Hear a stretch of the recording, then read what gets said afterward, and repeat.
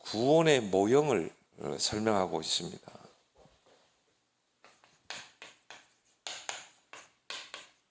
그래서 이 방주는 곧 구원의 방주 대신 예수 그리스도죠.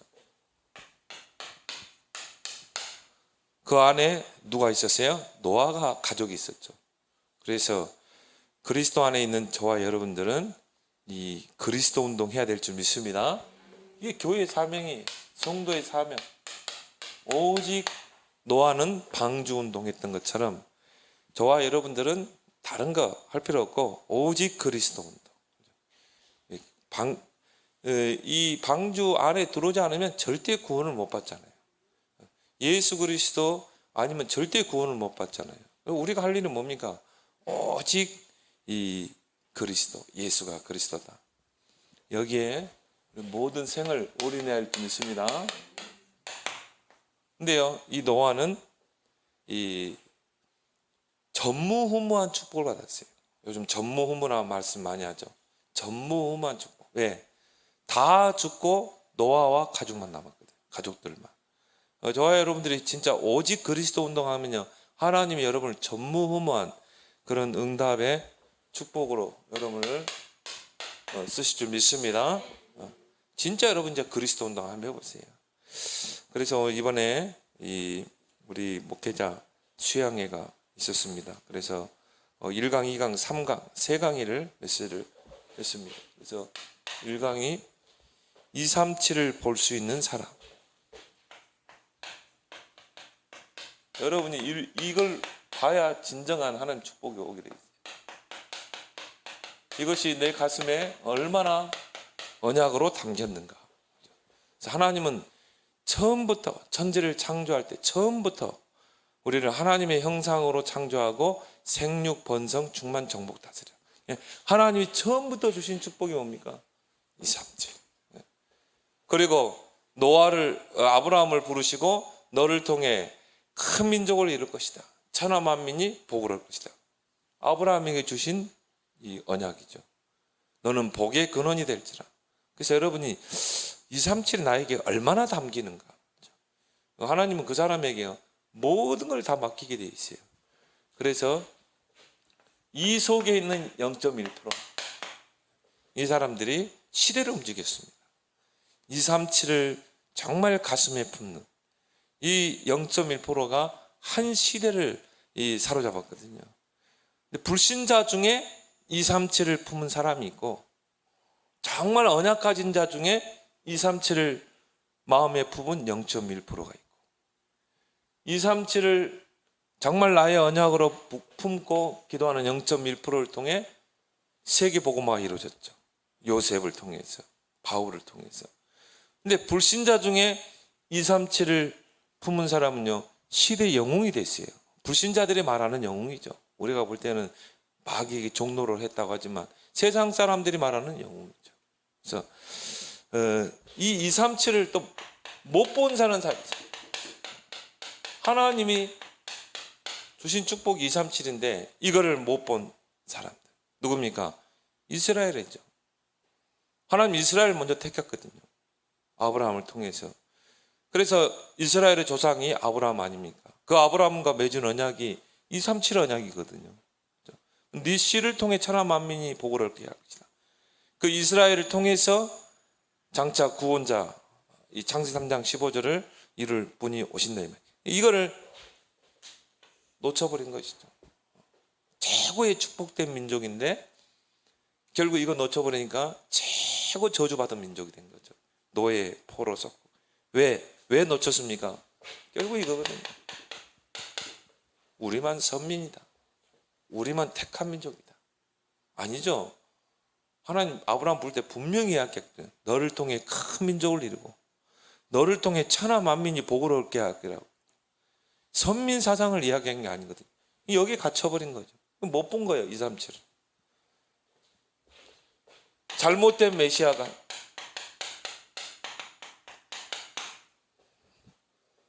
그러니까 다윗과 같은 영권, 왕권을 가지고 이 로마 군대를 물리치고 정말 이 다윗의 영광을 회복, 영적인 메시아는 다 빼버렸거든요. 창세기 3장 15절에 그 메시아는 쏙 빼버렸잖아요. 그러니까 237을 볼 수가 없죠. 그래서 이 메시아를 유대인의 틀 안에 가둬버린 거예요. 그리고 유일신 여호와는 우리 민족만의 여호와 이렇게 했거든요. 그러니까 결국 이걸 놓쳐버렸죠. 여기에는 전혀 관심이 없어요. 그래서 이방인들은 언약 밖에 있는 자, 여호와의 관심 밖에 있는 자, 하나님께 버림받은 자 이런 생각했거든요. 못된 사상을 가지고 있죠. 그러니까 결국 이걸 놓치니까 사단이 237을 장악했다니까요. 그래서 뭐로 장악했습니까? 네피림으로. 하나님의 아들들이 세상의 딸들을 시집가고 장가가고 언약 다 놓쳐버리고, 그래서 뭡니까? 세상이 흑암으로 가득 찬 네피림 시대가 됐잖아요. 사단은 이걸 잘합니다. 그래서 이 사단 12가지를 가지고, 사단의 12가지를 가지고 237을 다 공략하잖아요. 우상을 가지고 뭡니까? 세상을 다 덮어버리는 것입니다. 흑암으로. 불신자들은 모르잖아요. 우상이 복을 준다고 생각하거든요. 우상은 사단의 통로, 재앙의 통로인데. 그러니까 이런 우상을 잡는 큰 신전을 막 짓고요. 그게 이제 사도행전 19장에 보면 아데미 신전 그런 거죠. 이게 바울이 들어간 현장은 다 그런 현장이에요. 점술, 무속, 우상 현장. 그래 뭡니까? 많은 사람들이요 노예로 삼는 것입니다. 사단은 이걸 너무 잘 알아요. 그래서 사단은요 237만 잡으면 복음은 끊어진다는 걸 잘 알아요. 왜 우리가 일어나 빛을 발해야 됩니까? 어두움이 땅을 덮고 캄캄함이 237을 잡고 있기 때문에. 그래서 복음 가진 우리는 일어나 빛을 발해야 되는 거죠. 이게 우리의 사명이죠. 이 사단이 강대국을 철저하게 활용하죠. 그래서 어느 나라를 다 강대국으로 세웁니다. 세상에서 말하는 영웅이란 사람이 어느 나라에서 나오느냐? 이 사람은요 사단이 딱 택해놓은 사람이에요. 그래야 이 사람이 어느 나라에 나올 때는요 그 나라를 완전히 강대국으로 만들어 버리잖아요. 그래서 아수르 제국, 바벨론 제국, 헬라 제국, 그리고 로마 제국, 거기마다 뭐가 일어났어요? 영웅들이 일어났거든요. 완전히 사단에게 이 심부름하는 영웅들이 일어나서 어떻게 합니까? 결국 237을 다 정복했거든요. 그래서 이런 약소국을 정복하고, 하나님은 창세기 1장 28절에 복음으로 정복하고 다스려야 되는데 뭐로? 무력으로, 칼과 총으로. 그러면 많은 사람들을 죽이고 있잖아요. 이게 1차 전쟁, 2차 세계 대전 아닙니까? 그리고 약소국을 철저하게 식민지로 삼고, 우리나라가 거기에 또 피해자 아닙니까?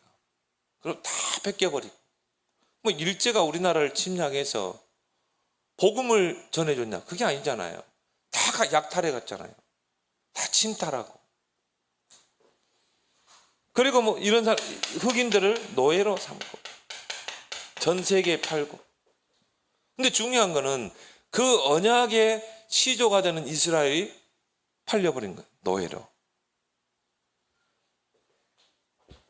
그래서 우리는 이런 역사를 보면서 정말 237을 가슴에 담아야 된다. 얼마나 내가 담기느냐. 근데 이거를 진짜 본 사람이 있어요. 237. 이 복음이 237로 들어가야 되는구나. 이걸 본 사람들이 위대한 사람들이 아닙니다. 약한 사람들이에요. 근데 이걸 확실하게 붙잡았어요. 누굽니까? 요게벳. 그래서 모세에게 젖을 먹이면서 이걸 심었거든요. 하나님 너를 택했다. 지금 너의 상황이 안 좋지만 너를 통해서 하나님이 237 나라 언약을 이룰 것이다. 그리고 젖을 먹고 젖대자마자 왕국에 맡겨놓고 기도하잖아요. 근데 그 모세를 통해서 결국은 237 언약이 성취되죠.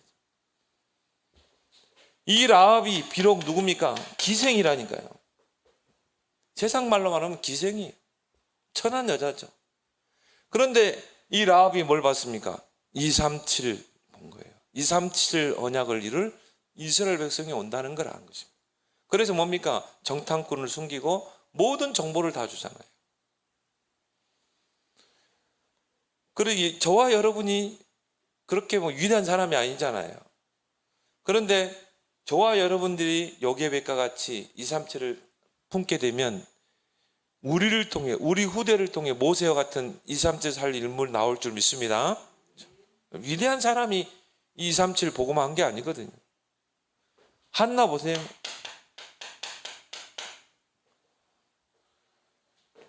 결국 사무엘에게 뭘 심었습니까?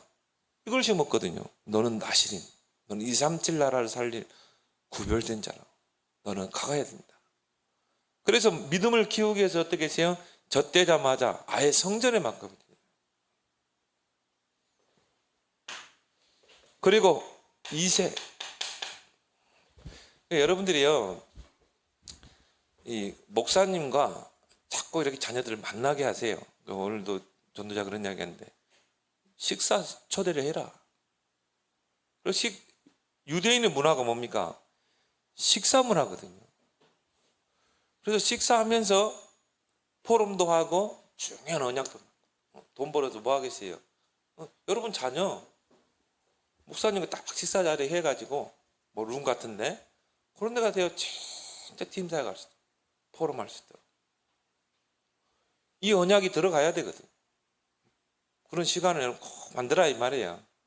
그래서 목사님 뭐 비싼 거 없으세요? 짜장면 하나를 한 그릇 사더라도 좀 룸이 그 조용한데 모시고 가서 거기서 뭐 합니까?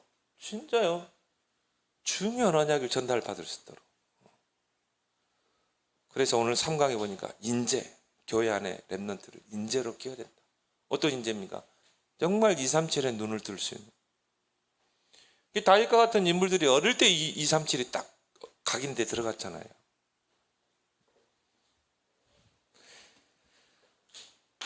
그래서 2세가 뭡니까? 심부름을 잘 시키잖아요. 237을 놓고 다윗을 심부름 시킨 거예요. 그 역사적인 현장에. 다니엘은 비록 포로로 잡혀갔지만 이걸 딱 본 겁니다. 아, 내가 이 포로로 바벨론 땅에 잡혀왔지만 여기는 분명한 하나님 절대의 계획이 있는 것이다.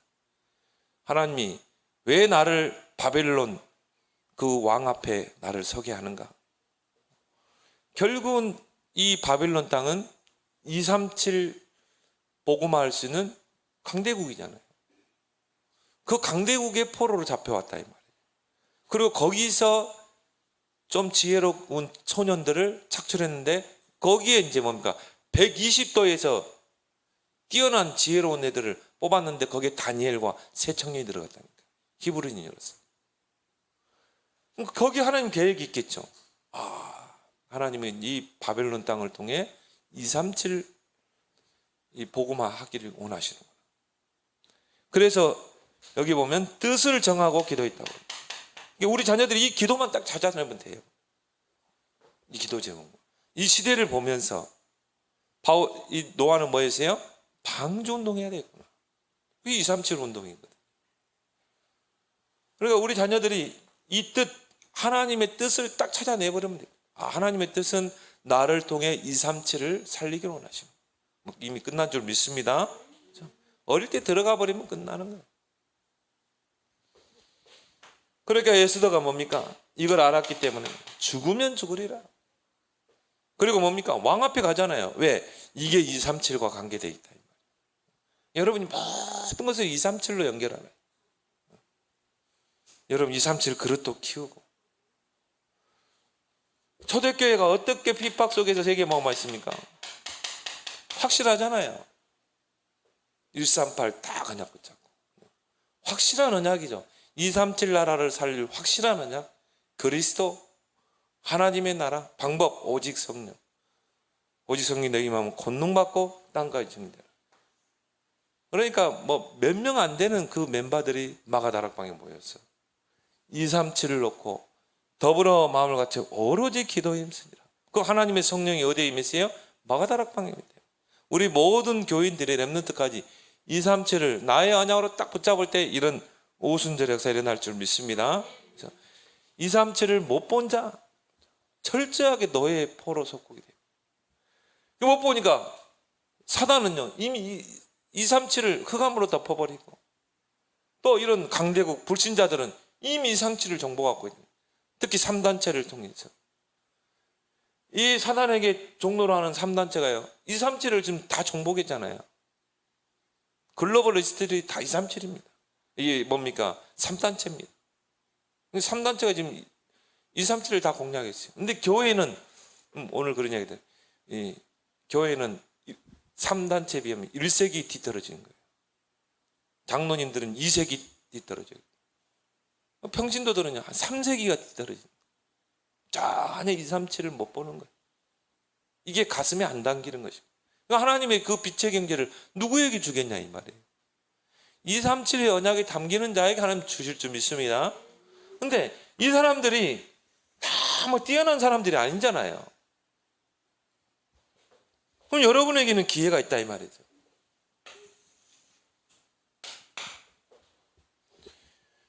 이 강의 뭡니까? 세계를 치유하는 사람들. 237을 치유해야 돼요.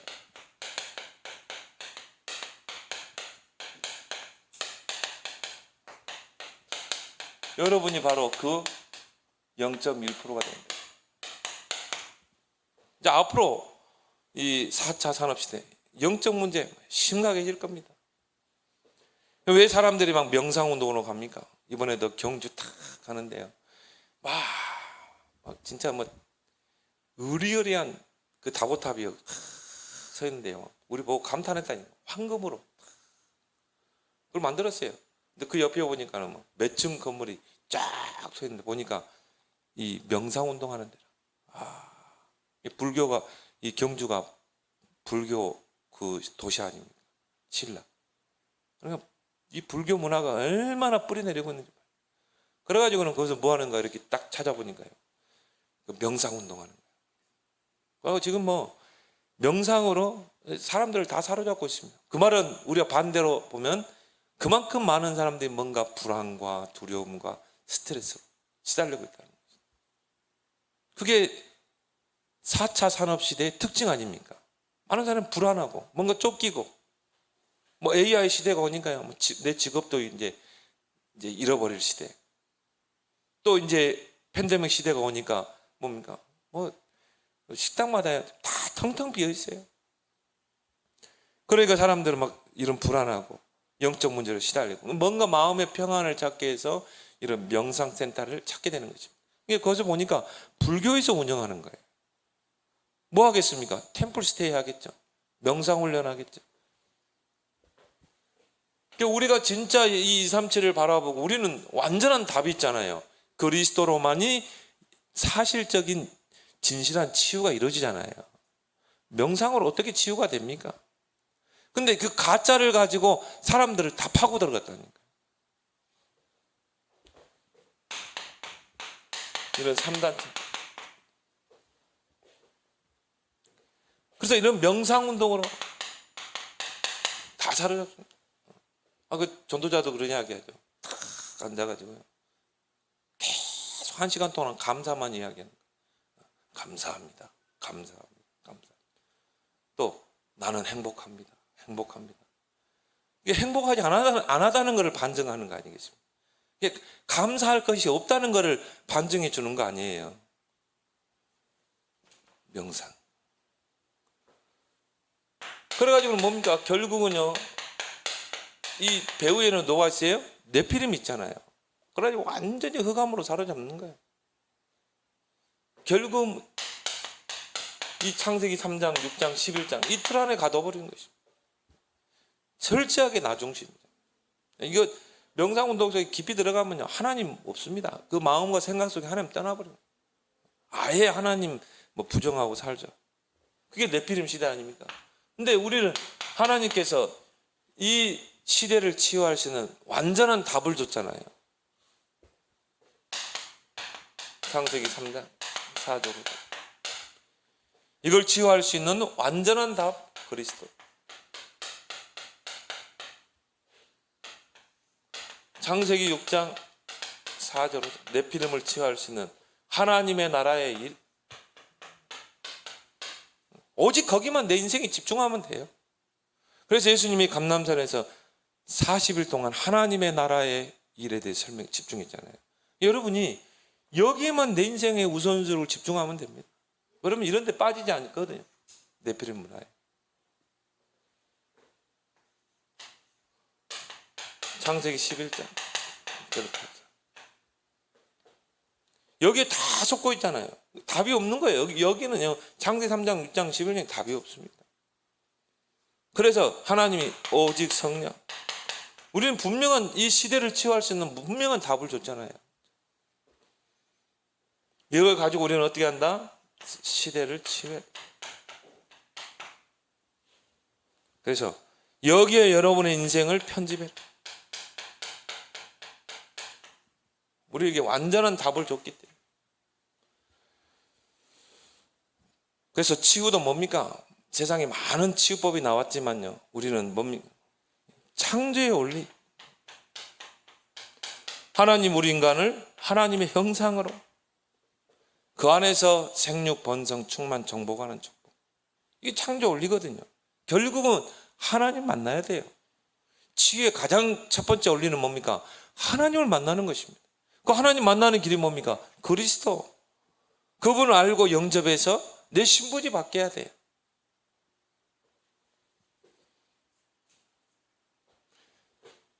하나님의 방법으로, 다른 방법으로 하면 안 돼요. 병원 필요합니다. 의사도 필요합니다. 약도 필요합니다. 그렇지만 뭐예요? 하나님의 방법으로 해야 돼요. 우리가 의사 도움 받지만은 하나님의 방법으로. 이것으로 여러분이 인생을 중요히 편집해 보세요. 당장 여러분 주변에 영적으로, 정신적으로 시달린 사람들, 정말 나는 저 사람을 하나님의 이 방법으로 치유할 것이다. 그래서 영적인 치유, 가장 첫 번째 이루어져야 할 치유가 뭡니까? 영적인 치유. 모든 질병이요, 영적인 문제에서 시작되잖아요. 그 영적 문제의 가장 근본이 뭡니까? 하나님을 떠나버린 거예요. 왜요? 죄가 들어와.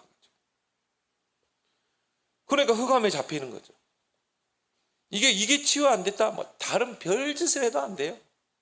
그래서 영적인 치유, 이걸 위해서 뭡니까? 집중의 이 능력을 키우는 것입니다. 뭔가 이 사람은요, 다른 것에 집착하고 있거든요. 그래서 오직 말씀, 오직 복음, 기도에 집중하도록 그 능력을 키워준대. 그러면서 뭔가 이 정신적인 질병, 육신의 질병을 치유해야 된다. 그래서 우리에게 완전한 방법을 주었죠. 깊은 5가지. 깊은 말씀, 깊은 기도, 깊은 호흡, 깊은 운동, 깊은 음식. 그 중에 깊은 말씀, 깊은 기도를 보고 묵상이라고 한다. 묵상이 안 되는데, 묵상은 뭡니까? 내가 하나님께 집중하는 거예요. 말씀으로, 기도로. 그게 안 되는데, 그거를 어떻게, 뭐 방법은 여러 가지겠죠. 뭐 등산을 하는 경우도 있고, 또 뭐 운동을 통해서, 또 피아노를 합치면서. 근데 뭐 전도자 같은 경우는 호흡을 연결시켜서. 여러분, 요것만 5가지만 여러분 인생 진짜 편집해 보세요. 5가지. 그렇게 해서 여러분이 여러분 주변에 정말 치유의 증거가 딱 나타나게 되면 하나님이 여러분을 시대를 치유할 수 있는 그런 영적 의사로 하나님 여러분을 세우실 줄 믿습니다. 요셉이 가는 곳마다 보디발 집을 치유하고 장관을 치유하고 바로 왕까지. 그리고 시대를 치유하잖아요. 요셉 때문에 다 살아났잖아요. 3강은 후대를 서밋으로 만드는 사람들. 모든 메시지 흐름이 뭡니까? 237 치유 서밋. 서밋을 후대를 서밋으로 만드는 사람들. 그 0.1% 하나님 이 사람에게 시대를 치유할 수 있는 렘넌트를 맡긴다. 그래서 바울이 회당으로 들어갔죠. 그래서 결국은 렘넌트 중에 이런 인재를 키워내라는 거예요. 결국은 인재 싸움이다. 그래서 교회 안에 있는 이 렘넌트들이 정말 인재로 설 수 있도록 다윗처럼 세 가지의 영향을 받으며 살도록 언약 안에서 정말 이 중요한 언약을 붙잡고 24, 특히 강단의 언약을 붙잡고 24 속에 들어가다. 이걸 가지고 편집할 수 있도록.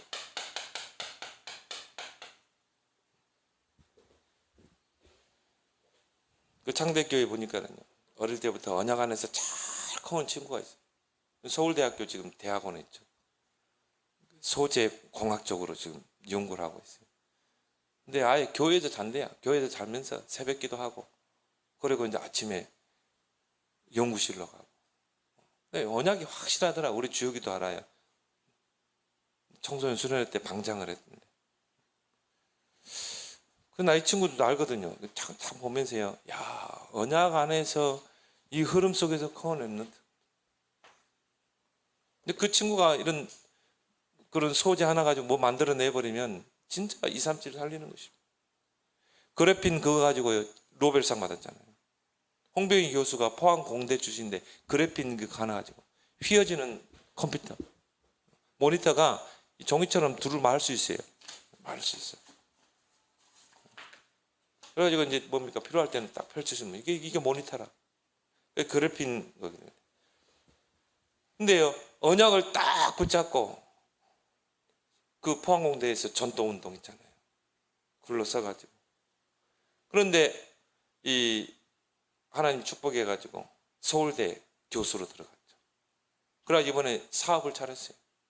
앞으로 이 그래핀 쪽으로 큰 역할을 할 것 같습니다. 그러니까 언약 안에서 정말 커오는 렘넌트 우리 키워내야 될 줄 믿습니다. 그래서 우리 아이들이요 참 언약 붙잡고 24 속으로 들어갈 수 있도록 24 기도 24 말씀 속으로 들어갈 수 있도록 거기에 인생을 딱 편집할 수 있도록. 그러면 뭐가 나옵니까? 25가 나오게 되죠. 하나님의 나라 이걸 기다리는 것입니다. 언약 붙잡고 24 편집하면서 이제 하나님의 나라의 일을 기다리라. 그 말은 뭡니까? 하나님의 나라를 이 땅을 이루는 일에 이제 쓰임 받게 된다. 25시 설계죠. 그럼 이게 어디까지 가요? 영혼까지 가요. 이걸 가지고 인생을 디자인합시다. 이런 인재를 키워내는 일에 우리 모든 것을 올인해야 될 줄 믿습니다. 자, 우리 메시지 보도록 하겠습니다. 자, 구원의 모형인 이 방주. 그래서 이 방주는 구원자 그리스도를 상징하고 있죠. 자, 구원 사역에 이 서론에서요. 이 노아의 방주가 신화 아니냐, 설화가 아니냐 이런 논쟁들이 많았거든요. 근데 우리는 항상 객관성으로 봐야 되거든요. 근데 이 중동 지역의 고대 서사시인 이 길가메시 서사시에 보면은 홍수 이야기 나오거든요. 근데 거기에 보면은 노아의 그 방주 이야기와 비슷한 홍수 이야기가 거기 등장하고 있습니다. 그래서 거기에 보면은 홍수 기간도 성경과 비슷해요. 이 홍수가 40일 동안 이 홍수가 있었잖아요. 물이. 근데 그 길가메시 서사시에도 보면은 홍수 기간이 40일. 또 방주의 형태도 비슷해요. 뭐 길이, 폭, 높이, 또 1층, 2층, 3층으로 지어라. 또 이 이트라 하시스 서사시에도 보면 이 창세기 홍수 장면과 매우 유사합니다. 이런 홍수 사건들이. 그리고 또 수메르 판본에도 보면 비슷한 홍수 이야기가 기록되어 있습니다. 그리고 이 라스 시므로 문헌에도 보면, 그리고 세계 각지에 보면 저 아프리카에도 홍수 설화가 있습니다. 아시아에도 있고 유럽에도 있고. 그 뭘 이야기해 주죠? 진짜 홍수 사건이 있었다 이 말이에요. 그러니까 이 이야기가 이제 뭡니까? 퍼져나가는 거죠, 주변에. 이 홍수 이야기가. 그게 이제 아프리카, 아시아 곳곳에 이런 홍수, 노아 홍수 이런 이야기들이 비슷한 것들이 있다 이 말이에요. 그 말은 이제 객관적으로 보면 실제적으로 홍수 사건이 있었다. 이게 하나의 신화가 아니라 설화가 아니라. 그래서 구원 사역의 자격자,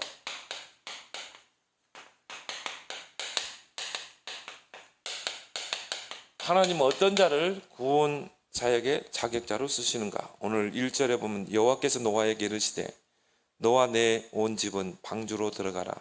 이 세대에서 내가 내 앞에 의로움을 내가 보았느니라. 첫 번째 뭐예요? 하나님의 음성을 듣는 자. 이 노아가 하나님의 음성을 들었거든요. 하나님의 음성을 듣는 자. 두 번째는 뭡니까? 오늘 여기 보니까 이 세대에서 그랬죠. 그 말은 뭐예요? 시대를 보는 자. 이 시대가 어떤 시대인가? 그래서 세 가지 의식을 가진 자. 역사 의식. 이 시대가 어떤 시대인가? 그럼 이 시대에 뭘 해야 될 것인가? 무엇을? 바로 사명의식. 누가 이것을 해야 되는가? 소명의식. 세 가지 의식을 가진. 시대를 보고 여러분이 세 가지 의식이 나와야 돼요. 역사의식, 사명의식, 소명의식. 그럼 누구 앞에서 우리는 이 방주 운동을 해야 돼요?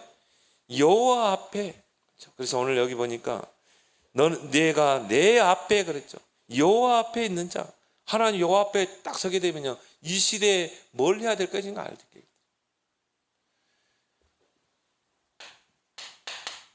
코람돼요. 그리고 네가 의로움을 보았노라. 의로움을 내가 보았노라. 의의 축복을 받는 자. 하나님께서 이 방주운동에 쓰시는 줄 믿습니다. 이 노아처럼. 그러면 이 구원의 시기는 언제입니까? 말씀이 선포되는 기간이죠. 말씀, 곧 복음이 선포되는 그 기간.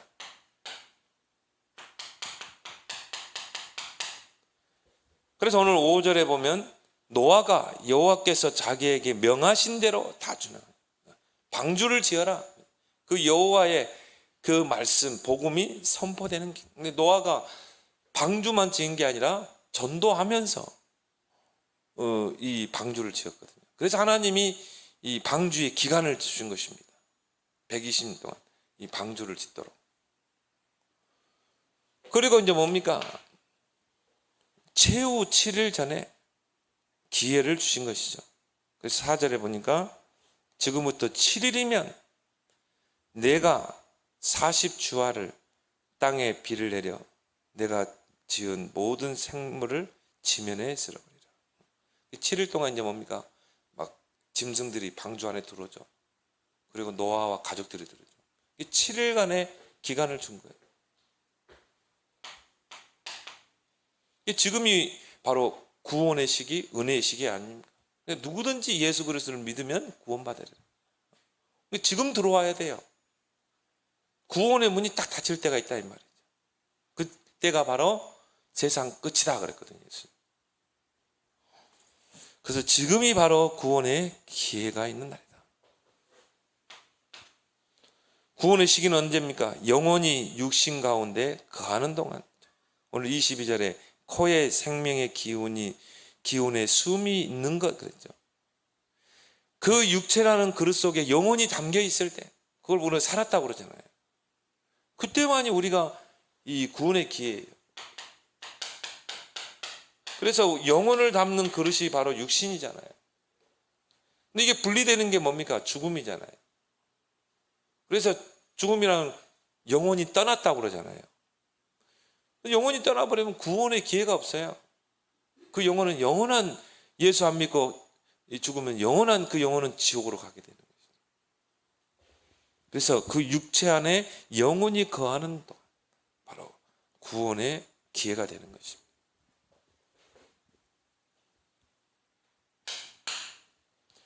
자, 구원의 마감,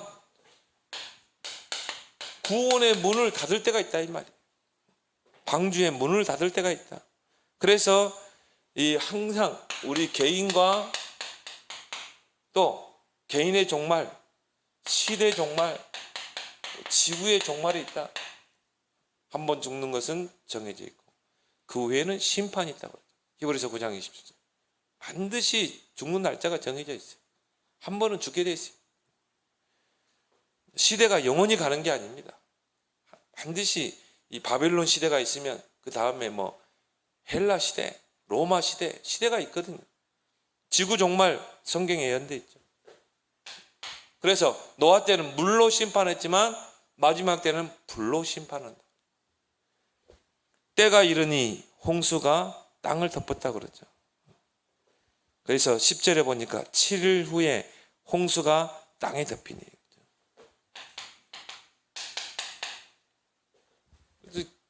그 방주를 아라랏산 정상에다 세웠거든요.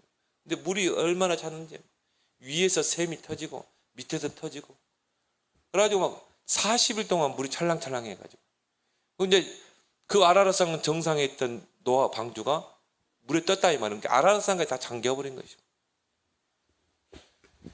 그래서 이 홍수가 땅을 덮기 전에 우리가 이 구원받아야 된다.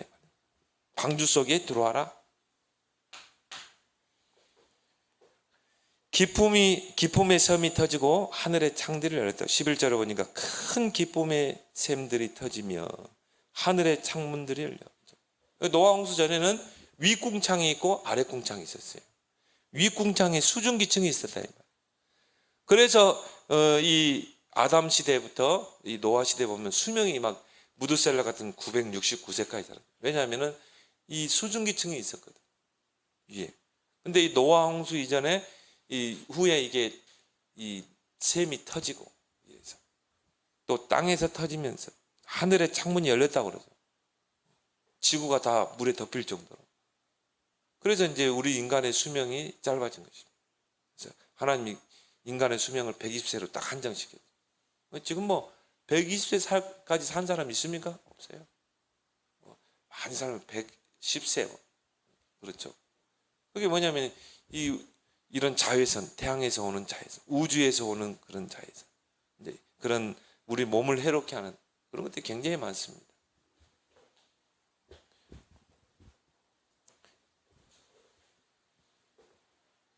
그래서 창이 터지고 샘이, 그래서 그런 이야기죠. 그러면 이 40일 후에 물이 이제 줄어들었다고 그랬거든요. 그 물을 다 지구가 전체 물에 덮였는데 이 물이 다 어디에 있는가? 그때 이제 하나님이 지각변동을 통해 산을 이렇게 솟게 하는 것입니다. 에베레스트 산. 또 빙하기 시대가 온 거죠. 그래서 하나님이 그 물을 이제 뭡니까? 큰 산을 지각변동을 통해 산 속에다 집어넣고 그리고 뭡니까? 빙하로 딱 올리거든요. 그래서 저 남극의 빙하에서요, 그 화석이 발견됐다니까요. 물고기 새의 화석이 발견됐죠. 남극에서 발견됐죠. 그러니까 이제 그것들을 이제 이 빙하로 하나님께 두신 것이죠. 그래서 이제 어떤 이 생물학자들은 빙하 속에 공룡의 DNA가 있을 것이다. 그거 찾으러 다니는 사람도 있잖아요. 여호와께서 방주문을 닫으셨다. 이 문을 닫을 때가 있다. 지금은 은혜 시대다. 그리스도를 통해 누구든지 구원받는 시대다. 근데 하나님이 이 구원의 문을 닫을 때가 있다. 그때가 이 세상 끝이다. 그래서 모든 생물이 다 죽었어요. 기식이 있는 호흡으로 하는 모든 생물들, 또 이 뭡니까? 풀이나 나무도 다 죽음을 당한 거죠. 그래서 홍수가 땅에 40일을 덮었다. 살아남을 수가 없죠. 저는 이제 상상해 봐요. 사람들이 막 물에 떠들려 가는데 나무도 막 나무 대기도 잡고 좀 뜰 수 있는 거 부여잡았겠죠. 근데 40일 동안 못 살아요. 거의 다 죽게 돼 있어요.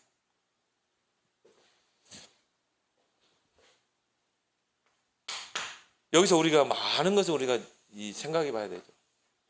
그래서 예수님이 이 세상을 구원하는 방법, 바로 전도를 통해서 이 방주 운동을 하게 하는 거예요. 그래서 이 구원의 모형이 바로 방주죠. 하나님은 그 한 사건을 통해서도 뭘 설명합니까? 그리스도를 설명하고, 그 출애굽 사건을 통해서도 그리스도를 설명하고, 방주 사건 하나 가지고도 그리스도를 설명하고.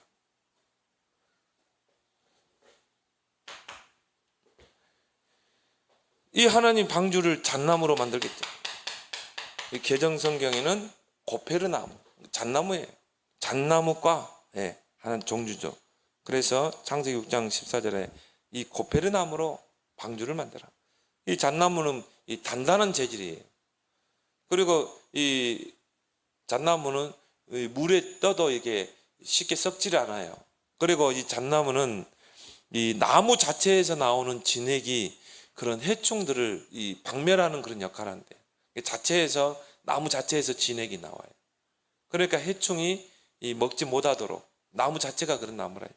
하나님이 그래서 이 잣나무 일종인 고페르나무를 가지고 방주를 만들어. 역청을 발라라. 방주 안과 밖에. 그걸 뭘 상징합니까? 우리의 구원자 되신 예수 그리스도. 그 피인 줄 믿습니다. 그래서 여러분이 구원받았다. 그 피가 묻힌 거예요. 그래서 뭡니까? 이 흑암이 우리를 틈타지 못해요. 왜? 그리스도의 피로 묻혀졌기 때문에. 진짜 귀신 들린 사람은 딱 보면 압니다. 여러분 보면요, 딱 알아봐야 하나님 자녀라 알아봐요. 노아 방주의 크기. 그래서 길이가 한 300규빗, 135m 정도. 넓이가 50규빗, 22.5m. 지금 우리로 이제 계산해 보면 높이가 30규빗, 13.5m.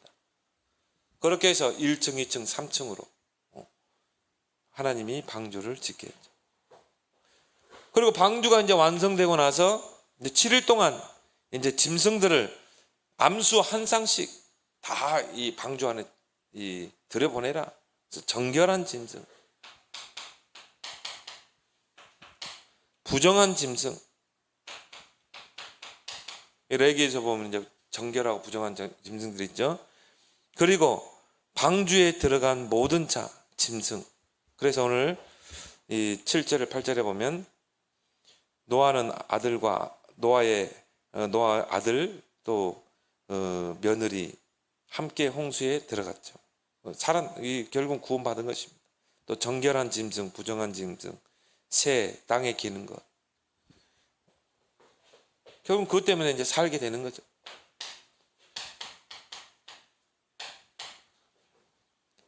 문이 닫힌 이유, 17절부터 봅시다. 17절 보니까 홍수가 땅에 40일 동안 계속된지라 물이 많아져 방주가 땅에서 떠올랐고 물이 더 많아져 땅에 넘치니 방주가 물 위에 떠다녔으며 물이 땅에 더욱 넘침에 천하의 높은 산이 다 잠겼더라. 다 잠겨버린 거예요. 지구 전체가 물에 잠겨버린, 수장된 거죠. 물이 불어서 15규빗이나 오르니 산들이 잠긴지라. 땅 위에 움직이는 생물이 다 죽었으니 새와 가축과 들짐승, 땅에 기는 모든 것, 모든 사람이라. 예외가 없죠. 육지에 있어 그 코에 생명의 기운에 숨이 있는 것은 다 죽었더라.